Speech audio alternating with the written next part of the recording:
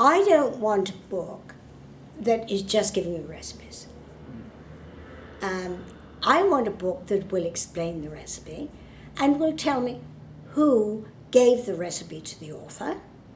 Because obviously, if it's an ethnic book, we're not going to have a nouvelle version of it, of a recipe.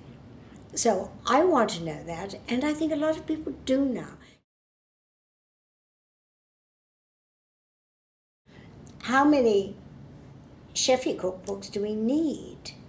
I think it's very interesting because I think the chefs in the US today are extremely curious, and I think they're extremely good technicians, and I think they've got some great ideas. But I can't see that side of book lasting for 20 or 30 years. Sure.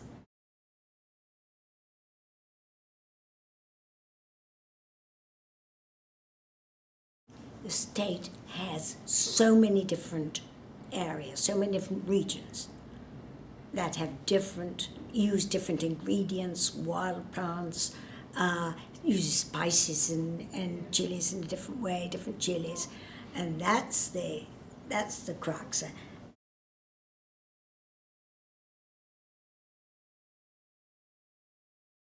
Corn, Oaxaca is the birthplace of corn to begin with.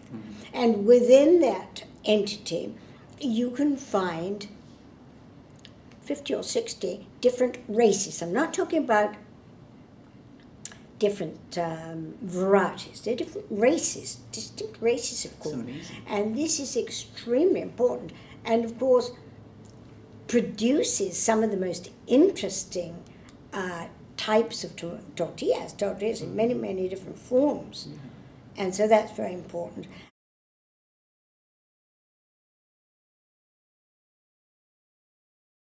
Cacao, because it's significant for so many traditional drinks. Now, I can't go into them all because they're all, and especially those with the foam on top, where the basic ingredients is cacao with other elements.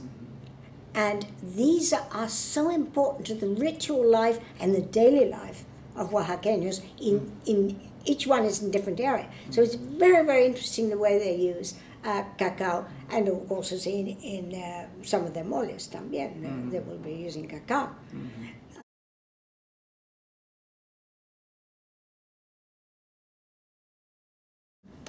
Chiles, because that is a very, very important element. Chiles, especially the dried chiles, which are the basis of some of the moles.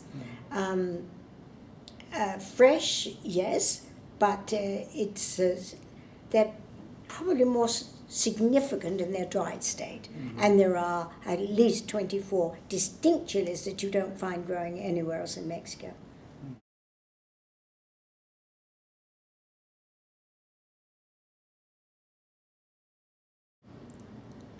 I think cooking is the biggest comeuppance. You know, you can cook your favorite dish and it comes out perfectly or almost perfectly most of the time, and just one day it doesn't. And it's just what cooking is all about.